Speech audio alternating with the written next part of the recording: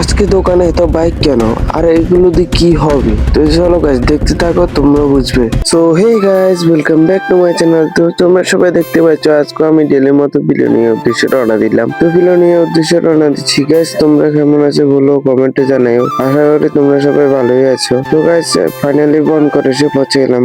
তো তারপরে বনকর থেকে এসে কালীনগর এসে নেমে গেলাম, দোকানে চলে আসলাম। তো দোকানে আসার পর দেখি ওখানে কেউ আসেনি। তো আমি কতক্ষণ ওয়েট করি, কারণ তারা চলে আসবে এখন। তারপরে কতক্ষণ ওয়েট করার পরে এখানে চলে আসলো মালিক। তারপরে এখানে দেখছি অনেকগুলো দোকানের জন্য মাল এসেছে। তো মালগুলো মালিকই আর আমার ধারটা নিচ্ছে। তো আমি আর কি করবো, বসে রইলাম। এরপরে দেখি আবার একটা বাইক এসেছে ওয়াশ করার জন্য। তো এটা ওয়াশ করিয়ে দিলাম। আর ততক্ষণে মালিক এখানে হিসাব করছে। দেখো গাইস, এখানে মালিকে হিসাব করছে জিনিসের নিচে এগুলো। তারপরে এখানে একটা বাইক রয়েছে, এই বাইকটা কিন্তু খারাপ হয়ে গেছে, তার কারণে এখানে রেখে দিয়েছে, পরবর্তী টাইমে ঠিক করবে। তো এখানে এখন দেখতে পাচ্ছি এই বাইকটা কিন্তু এখন হেডলাইটটা খারাপ হয়ে গেছে, তার জন্য ঠিক করছে।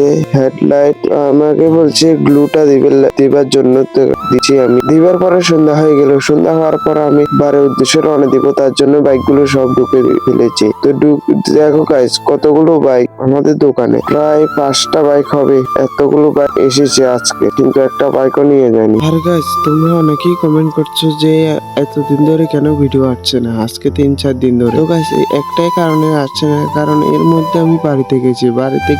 এখানে নেট নেই, তার কারণে আপলোড হতে দেরি হয়। তার কারণে আমি আজ ছাড়িনি, ভিডিওটা আপলোডও করিনি। তো তার জন্য এরপরে আমার বাড়ি এসে আর আপলোডও করিনি, কয়েকদিন ভিডিও বানাতে পারছিলাম না, তার কারণে। আর আজকে থেকে আবার ডেলি ব্লগ স্টার্ট হবে, তো তোমরা দেখতে থাকো। এবার থেকে তোমরা ডেলি ব্লগ দেখতে পারবে গাইস। তো গাইস এবার আমার মালিকে আমাকে 50 টাকা দিয়েছে। তো আজকে বেশি দেয়নি, কারণ আজকে কাস্টমার ছিল না এত একটা, তার কারণে টাকা উঠেনি, তার কারণে 50 টাকা দিচ্ছি। তো ফাইনালি গাইস আমি বাড়ির উদ্দেশ্যে রওনা দিলাম। তো গাইস আবার ব্লগে দেখা হবে, ততক্ষণ বাই গাইস।